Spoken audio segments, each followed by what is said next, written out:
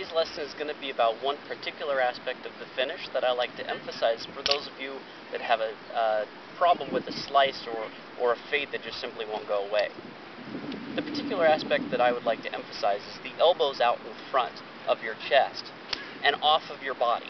So what we have is both of our elbows out in front of us, in front of our chest, and away from our body. So we have a gap here between our elbow and our body.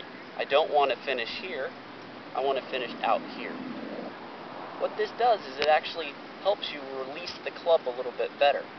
One of the common mistakes that I see with golf finishes is these flying elbows out here like this, or up into your face like this where you're blocking your view.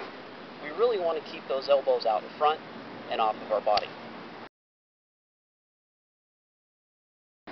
Most of you probably already know that a true slice or a fade has the ball starting left of the target and then cutting back towards the ball for right-handers. For left-handers, obviously, it's the opposite. The ball starts right at the target and then fades back to the target.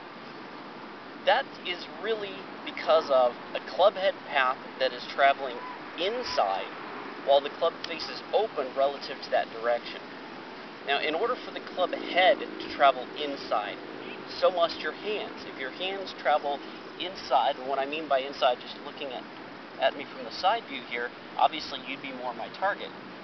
If I were to release the club much more towards the target, what I would have is my hands basically going towards you, towards the camera.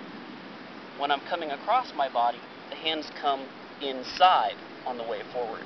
And you can see that there's a difference in where the shaft is and where the club head is now as compared to when I release it more towards the target.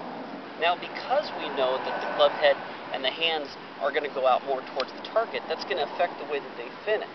They're going to be up a little bit higher and much closer to my head if I direct them more down the line.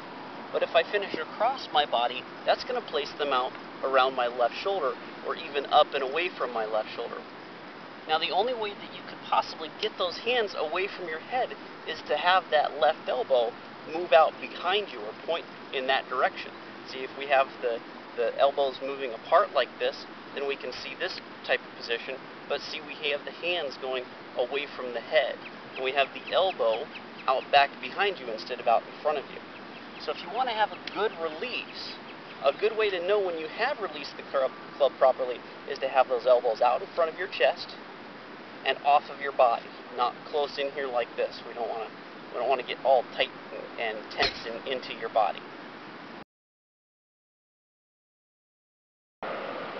I'm going to go ahead and produce two golf swings with two different finishes. The first one is going to have my left elbow basically flying out behind me, and it's sure to be a cut shot. And then the second one I'm going to do is where I'm going to have my elbows out in front of my chest and off of my body, and it's sure to either be a draw or a straight shot.